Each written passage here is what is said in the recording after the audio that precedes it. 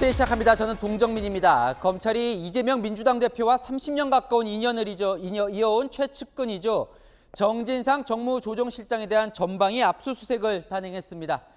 정 실장 자택, 민주당사, 국회 대표실 이 세 곳에 대해 검찰이 법원으로부터 수색영장을 발부받았습니다. 이 정 실장이 1억 4천만 원 뇌물을 받은 혐의인데요. 이 또 다른 측근 김용 민주연구원 부원장을 구속 기소한 바로 그 다음 날 정 실장 수색까지 들어오면서 이 사정의 칼끝이 이재명 대표의 턱밑같이 다다른 모습인데요. 이 압수수색 두고 종일 진통을 겪고 있는 국회 현장 연결하겠습니다. 자, 한수아 기자, 검찰이 종일 이 국회 본청 진입을 시도했는데요. 들어갔습니까?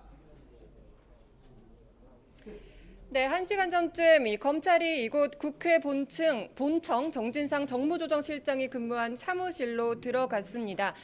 조금 전 압수수색이 시작됐는데요. 정진상 당대표 정무조정실장도 현재 국회 사무실에서 압수수색을 지켜보고 있습니다. 검찰은 오늘 하루 종일 국회 본청 1층 후문 쪽 회의실에 대기했습니다.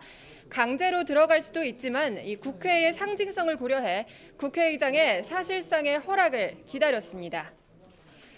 오전 8시 반부터 10시간 가까이 특별한 움직임을 보이지 않았던 이 검찰은 오후 6시 직전 본격적인 행동에 나섰습니다. 1층 후문 회의실에 대기 중인 18명의 검찰 인력이 일제히 국회 출입증을 교환하더니 국회 본청 2층 민주당 당대표 정무실장실로 올라가기 시작한 건데요. 이 검찰의 진입 소식에 민주당에서는 김병기 수석사무부총장을 비롯해 당 법률위원회 관계자들이 나와 대응에 나섰습니다. 이 당직을 맡은 민주당 의원들도 속속 현장에 나타나는데요. 양측은 정진상 정무실장 사무실에 들어가 압수수색 관련 협의를 진행하기도 했습니다. 그 과정에서 문 밖으로 압수물이 아닌데 왜 가져가려고 하느냐, 그럼 지워라 등의 고성이 흘러나오기도 했습니다. 검찰은 오늘 오전 압수수색에 앞서 이 관례에 따라 국회의장실과 면담을 진행했는데요. 김진표 국회의장 측은 국회 본청이 가진 상징성을 고려해 이미 제출 형식이 바람직하다는 뜻을 전하면서 압수수색이 지체되기도 했습니다. 지금까지 국회에서 채널A 뉴스 한수아입니다. 정진상 실장의 혐의는 뇌물 그리고 부패방지법 위반입니다. 대장동 일당들에게 개발 정보를 흘려주고 1억 4천만 원 뒷돈을 받은 혐의인데요. 이 정 실장의 대장동 자택과 민주당사 압수수색 그 현장은 구자준 기자가 이어갑니다. 더불어민주당 당사 출입구 앞에 쳐져 있던 철제 셔터가 올라갑니다. 검찰 수사팀이 출입구를 통해 당사로 들어갑니다. 민주당사 내 정진상 정무조정실장 사무공간을 압수수색하려는 겁니다. 아침 8시 반쯤 수사팀이 당사에 도착한 지 4시간 만입니다. 민주당 측은 정 실장은 당사에서 근무한 적이 없어 사무실도 없다고 항의하며 검찰과 대치했습니다. 당사에 진입한 수사팀은 9층 비서실 컴퓨터 5대를 분석한 뒤 철수한 걸로 전해졌습니다. 압수 물품 없고 증거 물품이 없다라는 것을 최종적으로 확인하고 철수했습니다. 오전에는 성남시 대장동에 있는 정 실장의 자택에서도 압수수색이 진행됐습니다. 압수가 끝났나요? 확보하신 자료 어떤 내용인지. 검찰은 정 실장이 유동규 전 성남도시개발공사 기획본부장을 통해 2013년부터 2020년까지 총 1억 4천만 원을 받았다고 보고 있습니다. 이 가운데 2020년 3천만 원은 다시마 비료사업 편의를 봐달라며 건넨 돈이라고 의심하고 있습니다. 압수수색 영장에는 부패방지법 위반과 특정범죄 가중처벌법상 뇌물 혐의가 적시됐습니다. 검찰이 김용 민주연구원 부원장을 재판에 넘긴 지 하루 만에 정 실장에 대한 전방위 압수수색에 나서면서 정 실장 소환 조사가 임박했다는 관측이 나옵니다. 채널A 뉴스 구자준입니다. 이 대장동 수익을 얻은 민간 사업자 지분 중 절반은 김만배 씨가 갖고 있는데요. 그 김만배 씨 지분의 절반이 이재명 대표의 측근 김용, 정진상, 유동규 세 사람 몫이라는 진술을 검찰이 확보한 것으로 전해졌습니다. 이 과거 녹취록 중에 화제가 됐던 절반은 그분 것이라는 김만배 씨의 발언 중 그 분이 다시 주목받고 있습니다. 이은우 기자 보도 보시고 아는 기자로 이어갑니다. 대장동 개발 민간업자들이 챙긴 사업 배당 수익은 4,040억 원. 이 가운데 검찰이 주목한 건 김만배 씨가 직간접적으로 소유한 지분 수익 1,410억 원입니다. 여기서 절반은 김용 부원장과 정진상 민주당 대표실 정무조정실장, 유동규 전 성남도시개발공사 기획본부장 몫이었던 걸로 검찰은 보고 있습니다. 최종적으로 3명에게 주기로 한 지분 수익은 사업 비용을 제외한 428억 원에 이른다는 겁니다. 검찰은 정진상 실장의 압수수색 영장뿐 아니라 어제 재판에 넘겨진 김용 부원장의 공소장에도 이런 내용을 담은 것으로 전해졌습니다. 민간업자 남욱 변호사도 재판에서 대장동 사업에 이재명 시장 측 지분이 있다고 언급했던 상황. 김 부원장과 정 실장은 이재명 더불어민주당 대표도 직접 인정한 최측근입니다. 이분은 측근이라고 말씀하신 적 있으시죠? 그럼요. 그래서 이분 제 본심과 같은 사람이어서 앞으로 큰 성과를 만들어낼 아주 유용한 제목이다라는 말씀을. 검찰은 실제로 이들에게 건너간 금액이 있는지 파악하는 한편 지난 대선 과정에 필요한 자금을 염두에 두고 대장동 수익금을 약속한 건 아닌지 들여다보고 있습니다. 정 실장 측 변호인은 지분 약속과 관련해 어떠한 객관적인 증거도 없다며 혐의를 전면 부인하고 있습니다. 채널A 뉴스 이윤우입니다. 아는 기자 아자 시작합니다. 정치부 윤수민, 사회부 박건영 기자와 함께하겠습니다. 먼저 윤수민 기자, 오늘 검찰이 이제 당사 압수수색에 들어갔는데 아무것도 가져간 게 없다 이런 얘기를 하더라고요. 네, 민주당은 경찰이 빈손으로 철수했다고 주장을 하면서 정치쇼라고 비판을 했습니다. 증거 물품이라든가 압수한 물품, 증거될 만한 내용이 하나도 없다라는 확인서까지 쓰고 최종적으로 철수했습니다. 자, 박건영 기자, 이게 어떻게 된 겁니까? 법원이 압수수색 영장을 발부할 때는 뭐가 있다고 했으니까 발부를 했을 거 아니에요? 네, 검찰에서는 민주당 측 주장을 반박하고 있습니다. 이유를 보면요, 이 정진상 실장이 민주당사와 국회 사무실에 머물고 또 이러한 객관적 근거를 확인해서 법원에 영장을 청구할 때 압수수색 장소를 특정한 거라고 합니다. 검찰은 당사에 정 실장이 머물렀던 걸 알고 있는데 남아있는 물건이 없다면 그게 더 이상한 거 아니냐 이런 입장입니다. 자, 윤수민 기자, 그런데요, 지난번에 김용 부원장 압수수색 당사할 때는 의원들이 나서서 막 막던데 오늘은 그런 모습이 안 보이던데요. 네, 지난달에 김용 부원장 관련 당사 압수수색 때는요. 민주당이 의원 총동원령까지 내려서 당사 진입을 막았는데요. 오늘은 의원들이 동원되지 않았고 극렬한 대치도 없었습니다. 왜 달라진 거예요? 뭐 이재명 대표와 좀 선긋기를 하는 건가요? 아닙니다. 여전히 이재명 대표를 엄호하는 분위기인데요. 다만 대응 전략을 바꾼 것으로 보입니다. 김지호 정무부실장은 당직자들과 검사들의 대치 모습을 언론에 노출하려는 합리적인 의심이 든다며 당직자들에게 주의 문자를 보냈는데요. 검찰의 노림수에 말려들지 않겠다는 겁니다. 일각에서는 이 대표의 측근 사법 리스크에 당이 피해를 본다는 내부 반발을 의식했다는 분석도 나옵니다. 자, 박건영 기자, 이제 정진상 실장에게 이제 칼끝이 향하는 것 같은데 오늘 혐의를 보니까 부패방지법 그리고 뇌물이에요. 이거 어떤 의미가 있는 겁니까? 그러니까 검찰은 이제 이 불법 대선 자금이 아니라 대장동과 위례 사건까지 수사를 확장했다고 볼 수 있습니다. 네. 이 부패방지법 위반 혐의를 보면요, 검찰이 지난 9월에 위례 개발과 관련해서 유동규 전 본부장 등을 추가 기소할 때 적용했던 혐의였거든요. 그러니까 지금까지는 대장동이나 위례 신도시 개발 정보가 민간업자에게 유출되는 과정에 성남도시개발공사 한 이 정도 차원의 개입까지 확인했다면 이제는 정 실장이 재직했던 성남시 차원의 개입 가능성을 포착한 걸로 보입니다. 이 유 전 본부장이 정 실장에게 건넨 1억 4천만 원 정도 큰 틀에서 그 대가를 의심하는 건데요. 결국 정진상, 유동규 이 두 사람이 민간 개발업자들에게 개발 정보나 또 특혜를 줬다면 이 성남시의 최고 책임자인 이재명 당시 시장 이를 알았는지 밝히는 쪽으로 수사가 진행될 수 있다는 겁니다. 자, 이 김용 부원장 공소 내용에 아주 좀 주목할 만한 부분은 바로 이거예요. 대장동 지분을 정진상 실장이나 김용 부원장이 갖고 있다 이런 내용이라는 거예요. 네, 이 대장동 개발 지금까지는 김만배 씨죠. 이 화천대유 대주주 김만배 씨가 절반 정도를 가져간 걸로 알려졌는데 이 검찰 수사 결과에 따르면 김 씨가 거둔 이득 가운데 절반 정도가 정진상, 김용, 유동규 이 세 사람 몫이었다는 겁니다. 이들은 유 전 본부장 표현을 빌리자면 형제와 같은 사이였죠.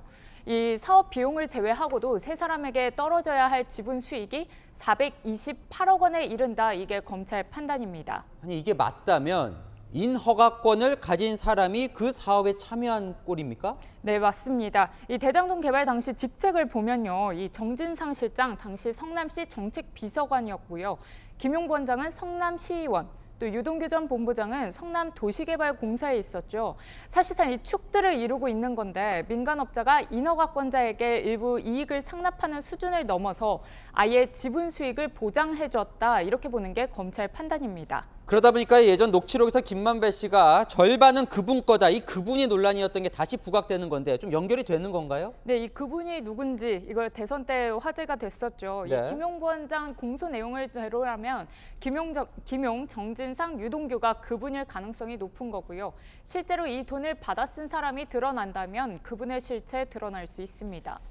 자, 지금까지는 유동규 본부장 진술 위주로 이제 검찰 수사가 진행된 걸로 전해왔는데 그러면 김만배 씨도 관련 진술을 이제 하는 겁니까? 네, 이 김만배 씨가 1년 전 대장동 관련 수사를 받을 때 이 배당 이익을 나누기로 한 적은 없다 이런 입장이었습니다. 농담처럼 얘기하고 실제로 뭐 약속도 한 적도 없고 받은 적도 없습니다. 그런데 1년 만에 다른 민간업자들이 돈을 준 사람을 속속 밝히고 나면서 김만배 씨도 과거 입장 고수하기 어려워졌을 가능성이 있습니다. 그럼 정진상 실장도 이제 곧 소환이 될까요? 네, 이 압수물 분석을 마치는 대로 검찰은 소환하겠다는 입장입니다. 검찰은 이미 관련자 진술, 또 금융계좌 정보 등을 확보해서 소환 시간 문제라는 관측 나옵니다. 윤수민 기자, 지금 이재명 대표의 생각이 궁금한데요. 네, 좀 취재를 해보니까요. 이재명 대표가 최근 측근들에게 지친다, 힘들다 이렇게 털어놨다고 합니다.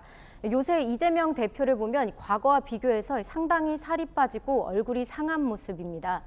측근들은 당대표가 된 뒤에 다이어트를 했다고 전했는데 최근 상황과 무관치 않다는 분석도 있습니다. 민주 당내 분위기는 좀 어때요?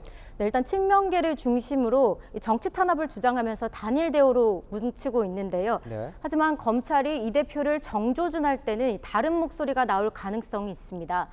당내에선 이 대표에 대한 체포동의안 청구를 분수령으로 보고 있는데요. 일부 비명계 의원들은 이재명 사퇴론이 노골화될 것이다. 비상대책이 체제로 갈 것이다라고 전했습니다. 네, 연말 긴박하게 갈 것 같네요. 아는 기자 윤수민, 박건영 기자와 살펴봤습니다. 자, 바이든 미 행정부의 남은 2년을 좌우할 미국 중간선거 뚜껑이 열렸는데요.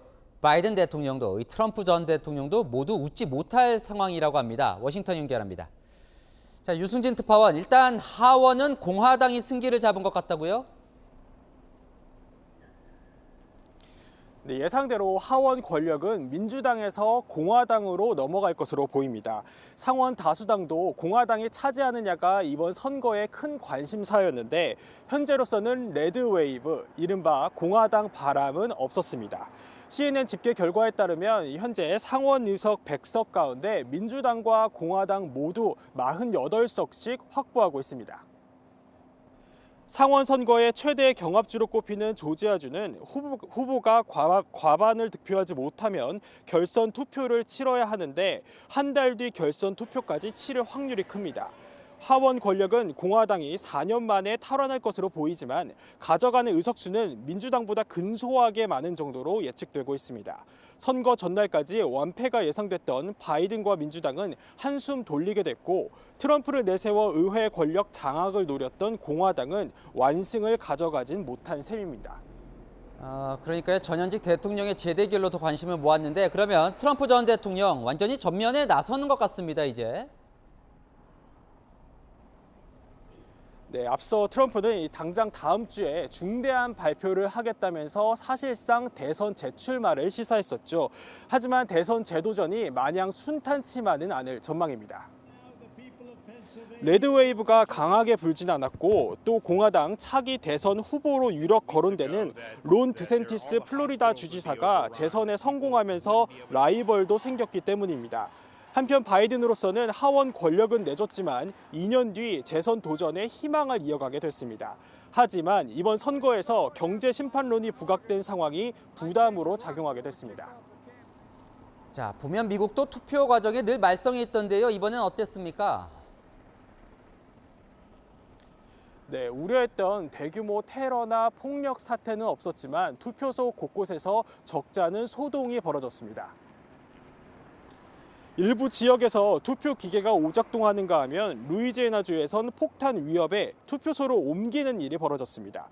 투표는 끝났지만 아직 안심하긴 이릅니다. 선거가 박빙인 데다 공화당 측이 우편 투표를 놓고 소송을 제기하고 있어서 향후 불복 시위 등으로 번질 가능성을 배제할 수 없습니다.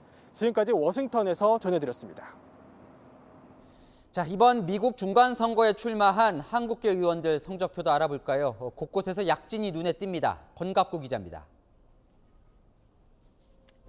미국 동부 뉴저지주 3지구 연방 하원 의원인 민주당 소속 앤디 김.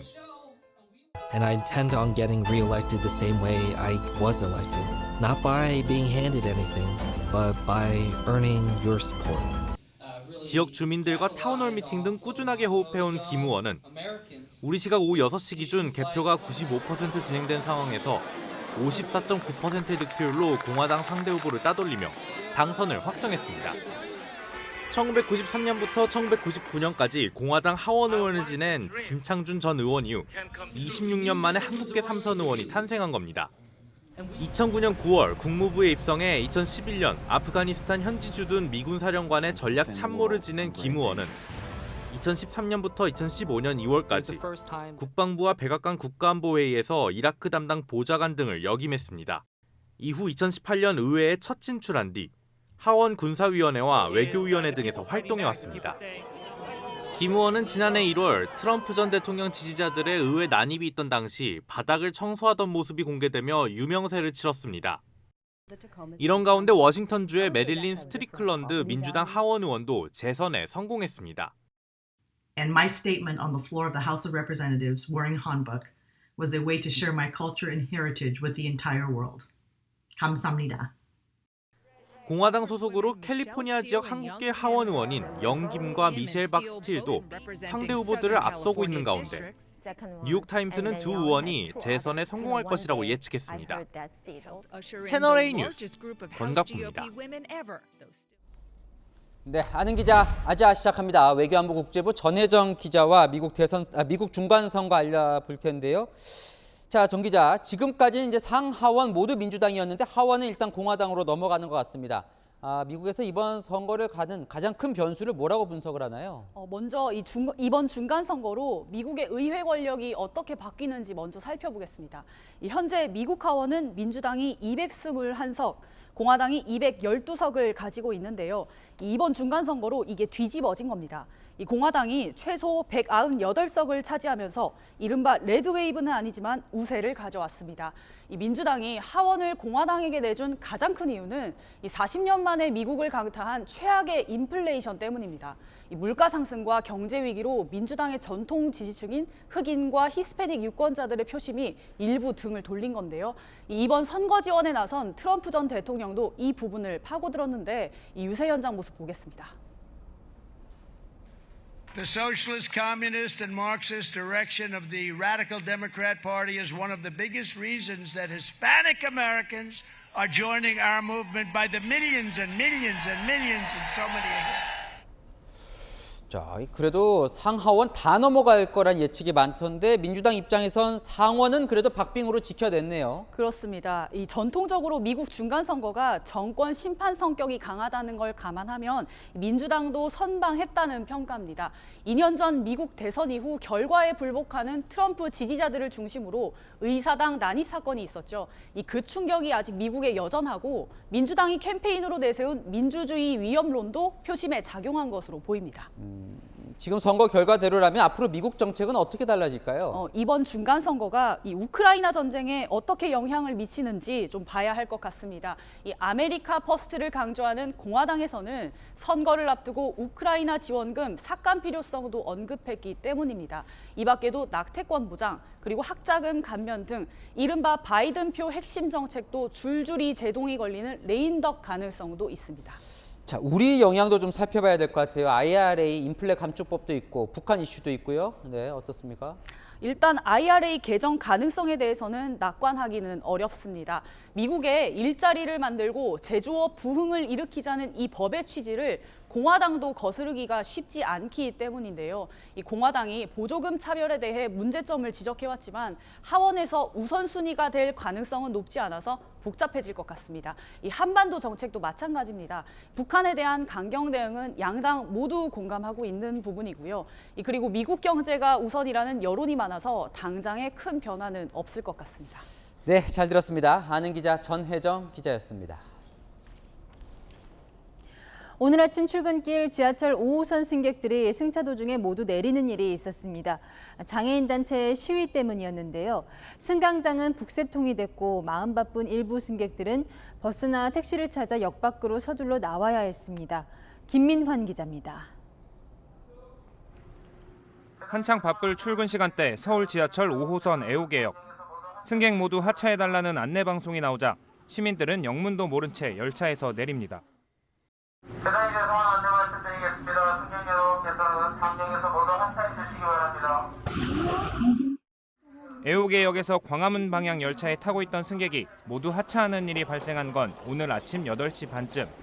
전국 장애인 차별철폐연대가 5호선 천호역에서 벌인 출근길 탑승 시위 때문에 열차 지연이 심각해졌기 때문입니다. 서울교통공사는 열차 운행 간격을 좁히기 위해 해당 열차를 반대편 선로에 투입했습니다.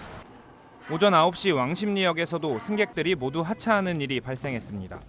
승객들은 열차에서 내린 뒤 다음 열차를 기다리느라 지하철역 안은 발 디딜 틈 없이 붐볐습니다. 일부 시민들은 지하철역 밖으로 나와 다른 교통편을 찾아야 했습니다. 전장현 출근길 시위로 5호선 지하철 운행이 최대 43분 지연됐습니다. 사고도 일어나고 해서 걱정되는 것도 있고 많이 막혀서 지각도 하고 그냥 불편함이 솔직히 되게 많은 것 같아요. 다시 못 타고 올라와가지고 다 버스 타고 2번, 3번 타고 한 시간 이상을 길거리에서 헤맸습니다. 전장현은 모레까지 출근길 지하철 탑승 시위를 이어가겠다고 밝혔습니다. 채널A 뉴스 김민환입니다. 네. 출근길 지하철은 혼잡도가 매우 높아서 인파 사고 가능성이 높은 곳 중 한 곳입니다. 이런 곳에서 탑승 시위를 벌이는 것에 대한 우려도 커지고 있습니다. 이젠 꼭 바꾸자 이솔 기자가 시민과 전문가의 목소리를 들어봤습니다. 국가 애도기간이던 지난 3일, 서울교통공사는 전국장애인철폐연대에 시위 자제를 요청하는 공문을 보냈습니다. 열차 지연과 승객 밀집으로 안전사고가 우려된다는 내용이었습니다. 하지만 애도기간이 끝나자마자 시위는 재개됐습니다. 그제와 어제 전장현 시위와 관련해 서울교통공사에 접수된 민원은 280건이 넘습니다. 사람들이 너무 몰려해가지고 지하철이 빡 머물가지고 문도 안 열린다, 고장난다. 그럼 우리 다 숨 막혀서 죽잖아. 나 같은 호흡이 좀 약한 사람들은. 이태원 참사가 떠오른다는 시민도 있었습니다. 원래 출퇴근길에는 사람들이 원체도 많은 시위하시는 분들까지 같이 겹쳐 있으니까 좀 이태원 때가 좀 생각이 나기도 하고 걱정이 되기도 해요. 인원은 많은데 또 연착되고 또 연착되다 보면 더 많은 인원들이 또 몰릴 것이고 그러다 보면 또 사고 위험성 항상 있는 거잖아요. 출근길 지하철에 꾹꾹 밀어 탈 경우 1제곱미터당 최대 10명이 밀집하게 됩니다. 몸을 움직이지 못하고 비명이 나오는 수준으로 압사사고를 일으킬 수 있는 단계입니다. 군중에 의한 사고는 규모보다도 밀도에 의해서 사고가 발생한다는 얘기를 제가 누차 계속 얘기를 했어요. 아무래도 지하철의 그 시위나 이런 것 때문에 지하철의 간격이 커지면 사람이 몰리니까 밀도 자체가 올라갈 수밖에 없는 거고. 인파사고 우려가 상존하고 있는 출근길 지하철 역사.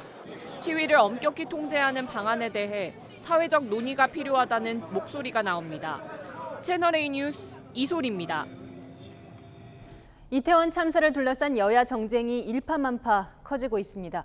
민주당은 희생자의 영정 공개를 요구하며 국정조사 요구서를 단독으로 제출했습니다. 국민의힘은 국정조사가 절대 불가하다며 맞섰습니다. 김호영 기자입니다. 민주당이 이태원 참사와 관련한 공세를 강화하고 있습니다.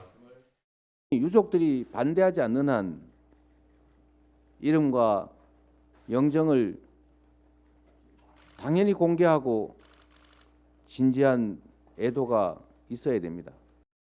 희생자 영정 공개를 요구한 데 이어 정의당 기본소득당과 함께 국정조사 요구서를 국회에 제출했습니다. 사건은 정권에 유리하게 축소되고 있고 진실은 거짓말로 은폐되고 있고 증거는 조금씩 폐기되고 있습니다. 바로 국정조사가 필요로 하는 이유입니다. 국민의힘은 수사를 지연시키고 정쟁 소재만 될 거라고 반발했습니다. 강제력이 없는 국정조사는 수사에 지장을 주고 정쟁만 일으킬 뿐이다. 그런 입장입니다. 다수당이 숫자 힘으로 밀어붙이면 국정조사에 효력이 없는 것이 되죠. 대통령실 핵심 관계자도 슬픔을 정치적으로 활용해서는 안 된다고 생각한다고 비판했습니다. 여야는 오늘 똑같이 현장 방문을 했는데 찾은 장소와 비판 내용은 달랐습니다. 특히 용산경찰서는 정말 사고 당시 이해하기 힘든 행적을 벌였던 이임재 전 경찰서장의 행적 등 경찰의 보고 및 지휘 체계의 붕괴를 보여준 것일 뿐만이 아니라 이 국가적 대참사에 이 엄중한 책임이 일선에서 분투했던 여러분들에게 전가되거나 또 꼬리 자르기 방식으로 흐지부지 되지 않도록 저희가 최선을 다하겠다는 말씀. 여야는 추모 공간을 만드는 것을 두고도 힘겨루기를 시작했습니다. 채널A 뉴스 김호영입니다. 경찰이 용산 소방서장을 입건한 것을 두고도 논란이 뜨겁습니다. 소방당국은 용산 소방서장이 적극적으로 현장 지휘를 했다는 공개 입장을 냈고 경찰은 법리에 따라 엄정하게 수사하고 있다며 원론적인 입장을 냈습니다. 백승현 기자입니다. 이태원 참사와 관련한 중앙재난안전대책본부 브리핑에서 소방청은 최성범 용산소방서장에 대한 경찰 수사에 대해 공식 입장을 내놨습니다. 참사 당일 지휘와 상황 관리에 적극적으로 관여했다는 겁니다.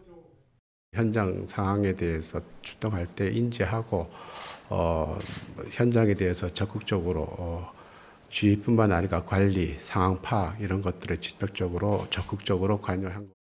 소방당국 홈페이지에는 최 서장을 응원하는 글들이 줄을 이었고 참사 당일 손을 떨며 브리핑하는 영상이 다시 한번 화제가 되기도 했습니다. 소방노조도 실무자들에게 책임을 묻는 꼬리 자르기식 수사를 중단하라고 목소리를 높였습니다. 경찰청 특수본은 압수수색을 통해 용산소방서 내부 문건과 바디캠 영상, 무전 녹취록 등을 확보하고 업무상 과실치사상 혐의로 입건했다고 밝혔습니다. 특수본은 현재 인명구조와 구급활동을 적절히 지시했는지와 대응 2단계 발령을 30분 늦게 내린 이유를 들여다보는 걸로 알려졌습니다. 최 서장 수사와 관련한 비판 여론에 대해서는 증거와 법리에 따라 공정하고 엄정하게 수사하고 있다며 원론적인 입장을 밝혔습니다. 채널A 뉴스 백승현입니다. 이런 논란 속에 11월 9일 소방의 날 60주년을 맞았습니다. 이태원 참사 현장에 출동했다가 트라우마를 겪는 구급대원들이 적지 않은데요. 지금 시점에서 어떤 도움이 필요한지 조민기 기자가 구급대원들을 만나봤습니다. 이태원 참사 당일 소방 비상 최고 단계인 대응 3단계 발령과 동시에 현장에 출동했던 인천 남동소방서 소속 구급대원 유병혁 씨. 5년차 경력의 구급대원에게도 당시의 구조활동은 견디기 힘든 기억으로 남았습니다. 생각하면 아직도 끔찍해요. 저도 구급대원으로서 그렇게 많은 부상자 혹은 사망자들이 있는 걸 처음 겪어보는 일이었어가지고. 참사가 발생한 지 열흘 넘게 지났지만 3교대 근무를 하느라 미처 스스로를 돌볼 여유는 갖지 못했습니다. 인원이 부족하다 보니까 제가 그 사고를 겪었다고 휴가를 나가게 되면 제 자리는 누군가가 들어와야 되는 입장이거든요. 내 PTSD를 막기 위해 남한테 PTSD를 주는 게 아닌가라는. 소방당국이 소방서에 심리상담사를 파견하고 있지만 충분한 치료는 되지 못했습니다. 시간이 넉넉하지 않았거든요. 지령이 내려오면 출동도 나가야 되는 입장이기 때문에.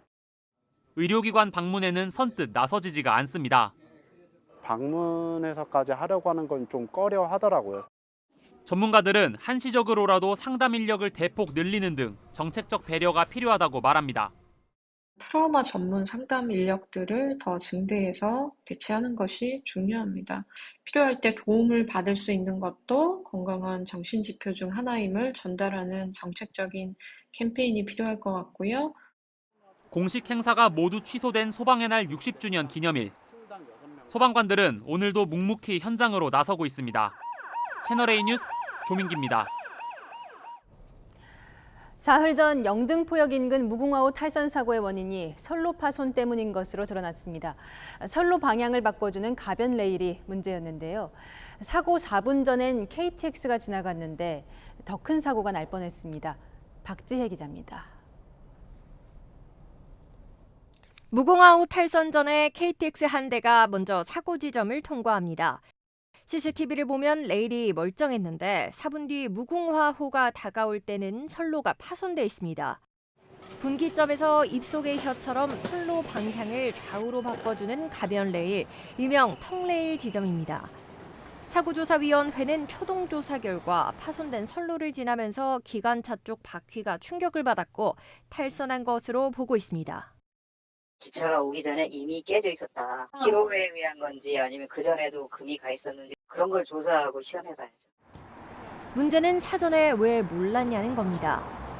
보통 일반 선로는 전기를 통과시켜 연결에 문제가 없는지 확인합니다.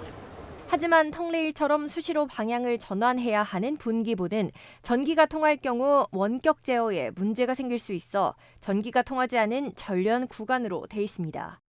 이 때문에 파손 자동 감지가 안 된 겁니다. 점검을 좀 자주 해야 되고 사람이 다 못하는 부분은 검지 차로 이렇게 해야 되거든요. 그 부분도 좀 놓친 게 있는 것 같아요. 정부는 추가 사고를 막기 위해 전국에 산재한 분기부 11,300여 개에 대한 일제 점검에 들어갔습니다. 또 운행 밀도가 높은 분기부는 취약계소로 별도 지정해 점검 기준을 강화할 계획입니다. 채널A 뉴스 박지혜입니다. 어제 이재명 민주당 대표가 페르난데스 주한 EU 대사를 만났는데요. 김의겸 당 대변인이 회동 직후에 이 주한 EU 대사 발언을 왜곡 전달해서 논란이 일고 있습니다. 대사가 직접 유감을 표시하자 김 대변인은 하루가 지난 뒤에 공식 사과했습니다. 유준 기자입니다. 김의겸 민주당 의원이 마리아 카스티오 페르난데즈 주한 EU 대사에게 공식 사과했습니다.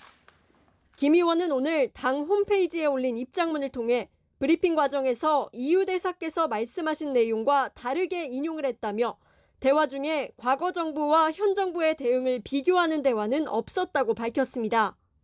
전날 이재명 대표와 페르난데즈 대사의 비공개 면담 직후 EU 대사의 말을 전한 브리핑 내용이 문제였습니다. 현재 윤석열 정부에서는 대화 채널이 없어서 대응하는 데 한계가 있는 것 같다. 김대중 노무현 대통령 때는 긴장이 고조가 돼도 대화 채널이 있었기에 교류를 통해서.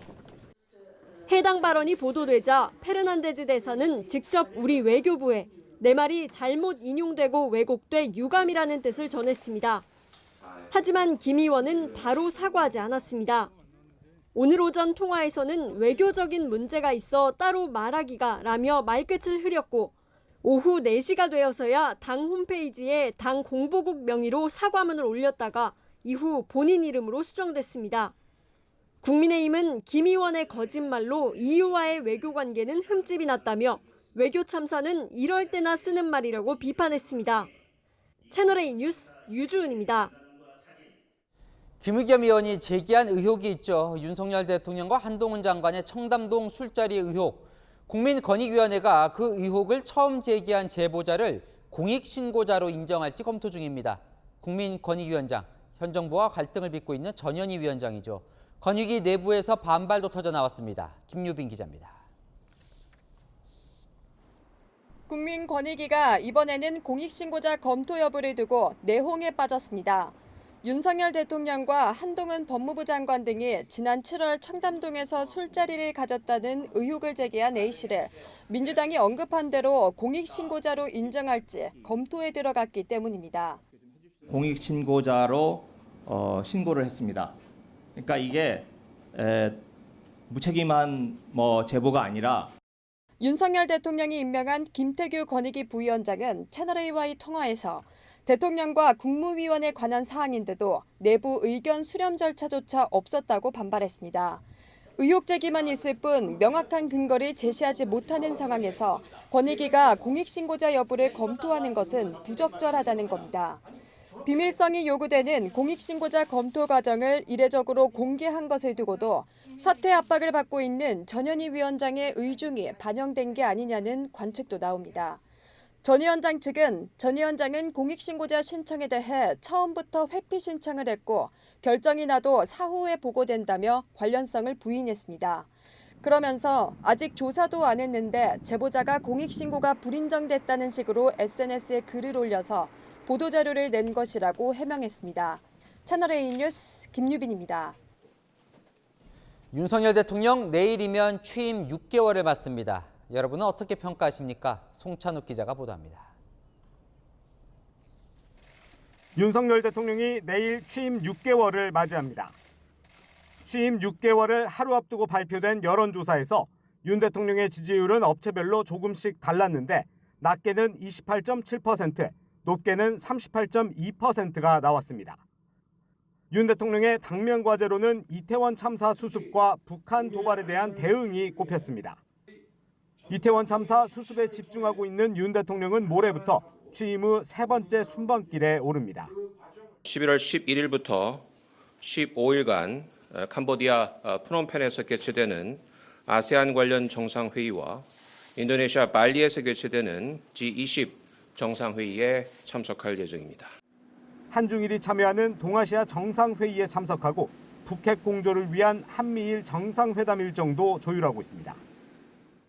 대통령실은 윤 대통령 취임 6개월에 대해 부족한 점도 많은 6개월이지만 남은 4년 6개월은 무너진 나라를 다시 세우고 국민을 안전하게 지켜드리도록 노력할 것이라고 강조했습니다.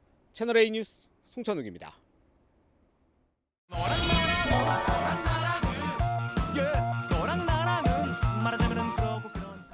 열왕열왕 정치부 김민지 기자와 함께합니다. 첫 번째 주제 보겠습니다.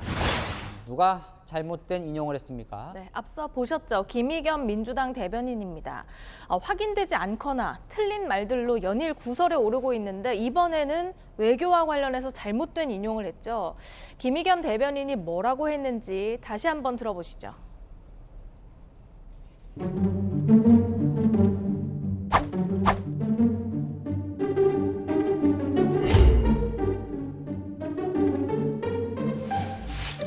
북한이 도발 수위를 높여가고 있는데 현재 윤석열 정부에서는 대화 채널이 없어서 대응하는 데 한계가 있는 것 같다. 김대중 노무현 대통령 때는 대화 채널이 있었기에 해결책을 찾을 수 있었는데 지금은 그렇지 않다. 근데 저 발언을 이유 대사가 하지 않았다는 거죠? 맞습니다. 이유 대사는요, 외교부에 내 언급이 잘못 인용되고 왜곡됐다면서 그런 뜻과 의도가 없었다. 이렇게 유감의 뜻을 전했습니다. 참 외교 결례로 볼 수 있는데 오늘 사과 과정도 또 석연치가 않다면서요. 네, 김의겸 의원은 오늘 오전 채널A와 통화에서 다 같이 들은 내용이라면서 외교적인 문제가 있어서 따로 말하기가 라고 말끝을 흐렸습니다. 오후가 돼서야 민주당 홈페이지에 사과문이 올라왔는데요. 처음에는 민주당 공보국 명의였습니다. 지금은 다시 김의겸 대변인 명의로 바뀌어 있긴 하지만 대변인이 자신의 실수를 당 차원 입장문으로 얼버무리려 했다는 지적도 나옵니다. 김 대변인이 의혹을 제기하면 사실과 다르다는 지적이 자주 따라오곤 했죠. 제가 제보를 받았습니다. 술자리를 가신 기억이 있으십니까? 윤석열 대통령도 이 청담동의 바에 합류를 했습니다. 저 금방 1km 안에 있었으면 저도 뭐 걸겠습니다. 책임지십시오. 저도 책임질 테니까. 이재정 의원한테 제가 들은 이야기예요. 한동훈 장관이 와 있더라는 거예요. 그래서 피했어요. 엘리베이터 앞으로 갔는데 거기를 한동훈 장관이 쫓아와서 압수를 청하더랍니다. 전직 기자 출신 국회의원, 제1야당의 대변인이니 말의 무게를 누구보다 잘 알 텐데요. 최근 말들을 보면 고개를 갸웃하게 합니다.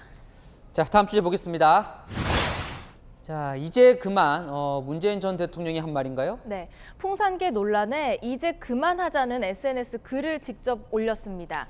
규정이 없는 상태에서 전임 대통령이 풍산계를 보유하는 게 대통령 기록물법에 위반된다는 논란의 소지가 생겼다면서 그 해결책은 관리 위탁을 하지 않고 현 정부가 방법을 강구하면 된다라고 적었습니다. 지금까지 양육에 소요된 모든 비용을 본인이 부담했다면서 오히려 고마워해야 할 것이라고도 했습니다. 읽어보니까 특히 이 사료값 논란에 억울함을 토로하더군요. 네, 이번 풍산계 반환 논란은요, 해외에서도 큰 관심을 보였습니다. 외신들은 문재인 전 대통령이 김정은 위원장이 선물로 보낸 개들을 포기할 계획이다. 또 개 양육을 둘러싼 기괴한 논쟁이라거나 북한의 평화 개가 한국에서 정치적 논쟁을 야기했다는 등의 보도를 쏟아냈습니다. 이 기사를 본 해외에서 어떻게 생각할까 이렇게 생각해 보면은 이것은 문 전 대통령의 망신일 뿐만 아니라 대한민국 자체도 망신이라 생각합니다. 저렇게 논란이 되자 이제 직접 나선 거네요. 네, 이번 문 전 대통령은 조금 전에 지금이라도 내가 입양할 수 있다면 대환영이다 이렇게 추가 글을 올리기도 했습니다. 자, 주제 하나 더 보겠습니다. 어제 대통령실 국정감사장에서 두 수석이 쫓겨났죠. 네, 바로 메모 때문이었죠. 강승규 시민사회 수석과 김은혜 홍보수석의 필담이 포착이 되면서 야당의 항의를 받고 쫓겨났는데요.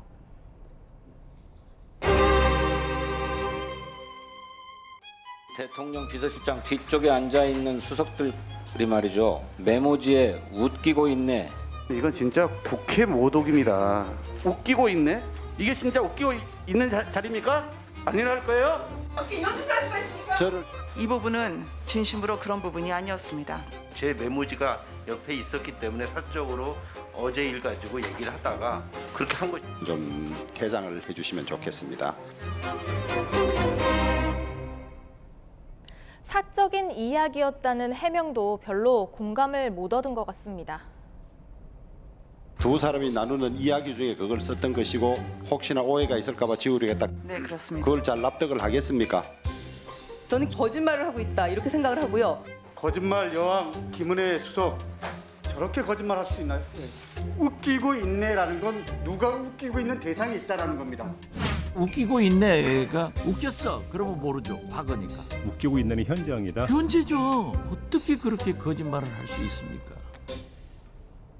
사적인 이야기라고 해도 국정감사장에선 적절치 않죠. 네, 민주당은 대통령이 직접 사과하라면서 공격했는데요. 김은혜 수석 이렇게 직접 해명했습니다. 축제에 갔다가 돌아오지 못한 희생자 부모님들의 심경을 생각하면 마음이 너무 힘들다고 말했습니다. 부적절한 처신을 한 데 대해서 매우 송구스럽게 생각을 합니다. 제가 운영에 집중을 하지 못했습니다.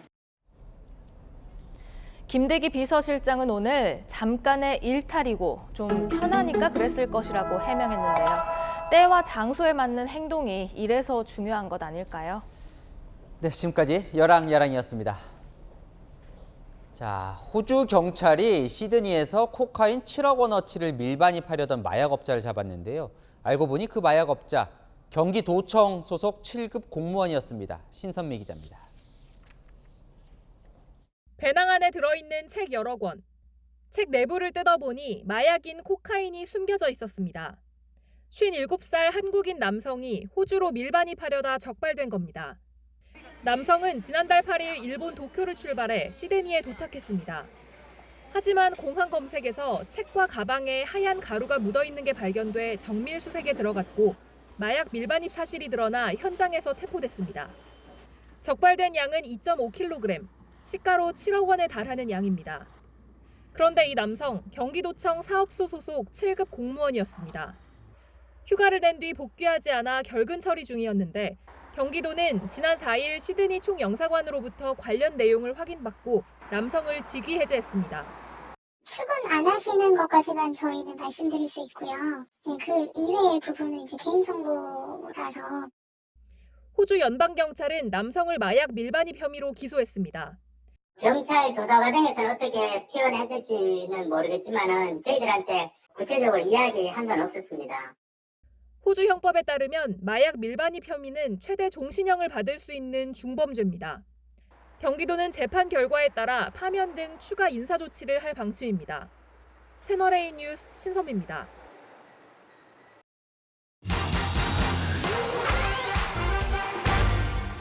팩트맨 인천지방법원에서 시작합니다. 사흘 전 이곳에서 내려진 판결이 논란입니다. 헤어진 연인에게 석 달간 반복적으로 전화한 남성에게 부재 중 전화는 스토킹으로 볼 수 없다며 법원이 무죄를 선고한 건데요. 왜 이런 판결이 나온 건지 스튜디오에서 알아봅니다. 이 남성 지난 3월부터 6월까지 헤어진 연인에게 집요하게 전화를 걸거나 문자를 보냈습니다. 지난 3월엔 4시간 동안 10차례 연속으로 통화를 시도했습니다. 발신번호 표시를 제한하는 기능을 쓰거나 영상통화를 걸기까지 했지만 피해자는 한 번도 받지 않았습니다. 그런데 재판부는 전화를 안 받았으니 무죄라고 봤습니다. 스토킹 처벌법은 우편이나 전화 같은 통신망을 이용해 물건이나 글, 말, 음향 등을 피해자에게 도달하게 하는 행위도 처벌하는데요. 재판부는 2005년 대법원 판례를 근거로 들었습니다. 당시 판례는 벨소리를 울리게 한 것만으로는 피해자에게 음향이 도달한 게 아니어서 스토킹도 아니라는 내용이었습니다. 하지만 최근 다른 법원들에선 정반대의 판단을 하고 있는데요. 똑같이 피해자가 전화를 안 받더라도 스토킹으로 인정해 유죄를 선고하고 있습니다. 올해 6월 인천지법 부천지원, 7월엔 수원지법 안산지원에서 비슷한 스토킹 행위에 유죄를 선고했습니다. 반복적으로 벨소리가 울리고 부재 중 표시가 뜨면 불안감이나 공포심 유발할 수 있다는 것이죠. 처벌할 수 있게 하려면은 최소한 걸려오는 전화는 일단 받으란 얘기밖에 되지 않거든요. 처벌에도 실패하고 있는 거고 피해자 보호에도 상당히 실패하고 있는 것으로. 법조계에선 스토킹 행위가 점점 치밀하고 다양해지는 만큼 스토킹 행위를 5가지 유형으로 협소하게 분류한 현행법을 고쳐야 한다는 지적이 나옵니다. 팩트맨이었습니다. 네, 목동 신시가지 아파트의 재건축 계획안도 오늘 서울시 심의를 통과했습니다. 계획대로라면 5만 3천여 가구의 미니 신도시급 초대형 단지가 들어서게 됩니다. 장하얀 기자입니다. 14개 단지 2만 6천여 가구가 들어선 양천구 목동 아파트 단지. 서울시는 이들 단지의 재건축을 골자로 한 택지개발 사업 지구 단위 계획을 통과시켰습니다. 현재 100%대인 용적률을 최대 300%까지 허용하면서 14개 단지는 최고 35층, 5만 3천여 가구의 신축 아파트로 탈바꿈하게 됩니다. 2배 이상 주택수가 늘어난 미니 신도시급 초대형 단지가 조성되는 겁니다. 1980년대 조성된 이들 단지는 시간이 지나면서 노후화되고 만성적인 주차난 등이 문제가 되면서 지난 2018년 재건축 계획안이 만들어졌습니다. 하지만 집값 상승을 자극할 수 있다는 우려로 사업 추진이 지지부진했습니다. 서울시는 목동 아파트 14개 단지를 특별 계획구역으로 지정하고 단지별로 창의적인 건축 계획이 수립되도록 하고 역세권과 인접한 단지엔 상업과 업무 주거 복합 기능을 도입하고 인근 지하철역 출입구를 단지 안에 만들도록 계획했습니다. 현장은 일단 환영하는 분위기입니다. 전기업자 입장에서도 환영하는 부분이고 또 시민들도 대다수 환영하는 분위기고 그렇습니다. 하지만 한꺼번에 많은 세대가 이주를 해야 한다는 우려와 함께 최근 고금리 여파로 부동산 시장엔 별 영향이 없을 거란 관측도 나옵니다. 이게 현금이 있어야지 이걸 사는데 이 현금이 몇십억, 10억 이상 되는 걸 15억 이렇게 되는 걸 갖다가 현금을 갖다가 들고 있는 사람이 있을까요? 대치동 은마와 여의도 시범에 이어 목동 아파트까지 재건축 사업들이 탄력을 받으면서 부동산 시장에 어떤 영향을 미칠지 주목됩니다. 채널A 뉴스 장하얀입니다. 지난 2일 북한이 NLL 이남 속초 앞바다로 미사일을 쐈죠. 군이 바닷속에서 수거한 미사일 잔해를 공개했습니다. 옛 소련이 개발한 미사일로 러시아어가 적혀 있었습니다. 북한은 오늘도 미사일 도발을 감행했습니다. 김재혁 기자입니다. 고철이 찢겨나간 듯 너덜너덜합니다. 이달 2일 동해 북방 한계선을 넘어 강원 속초 앞바다에 떨어진 북한 탄도미사일의 동체 일부입니다. 우리 해군은 수상함 구조함을 동원해 미사일 수색에 나섰고 사흘 전 1700m 해저에서 잔해를 찾아냈습니다. 북한 미사일 잔해 수거는 2016년 광명성 4호 이후 6년 만입니다. 북한 미사일 표면에는 러시아어가 쓰여 있는데요. 우리 군이 인양한 크기 3m, 폭 2m 정도의 북한 미사일 하단부입니다. 우리 군은 러시아제 지대공 미사일 SA-5라고 밝혔습니다.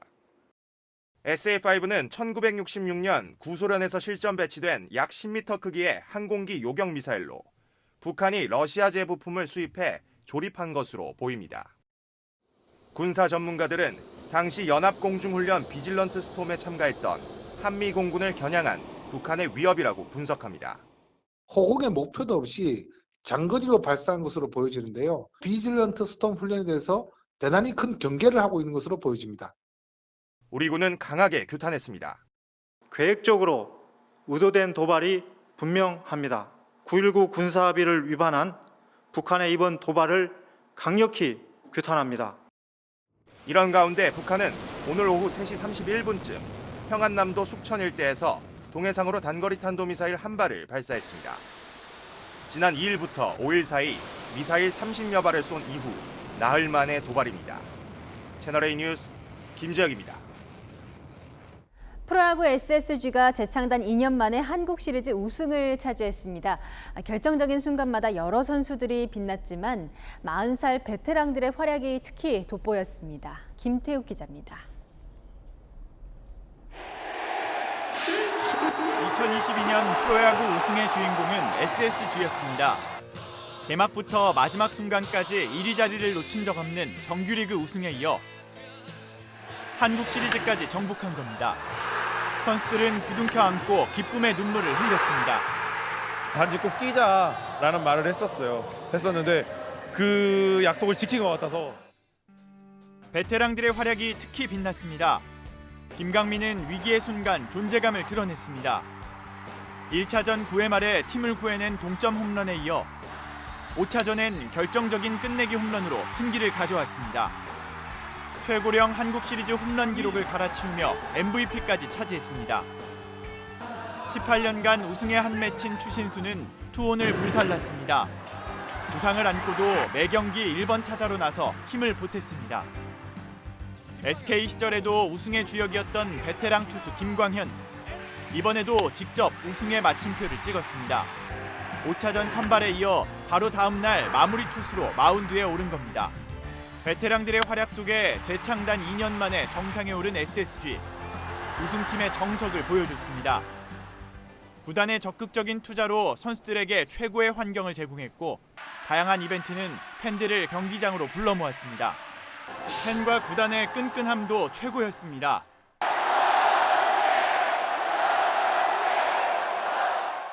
인천 문학구장 홈 관중 동원력 1위! 여러분들이 이긴 겁니다. 성적과 흥행 모두 잡은 SSG. 새로운 왕조의 바람이 불기 시작했습니다. 채널A 뉴스 김태욱입니다. 오늘 서울은 종일 시야가 답답했는데요. 미세먼지와 안개가 뒤엉켜서 보시는 것처럼 시내가 뿌연 모습이었습니다. 내일도 서쪽은 종일 초미세먼지 농도 나쁨 수준이 예상됩니다. 호흡기 건강관리에 유의하셔야겠습니다. 내일 오전까지 중부를 중심으로 매우 짙은 안개가 예상되며 낮에도 연무와 방무로 시야가 답답하겠습니다. 내일부터 모레까지 제주에는 비가 오락가락 이어질 텐데요. 연일 비 소식이 없는 강원 동해안에는 수일째 건조주의보가 발효 중입니다. 화재 사고에 각별히 주의하셔야겠습니다.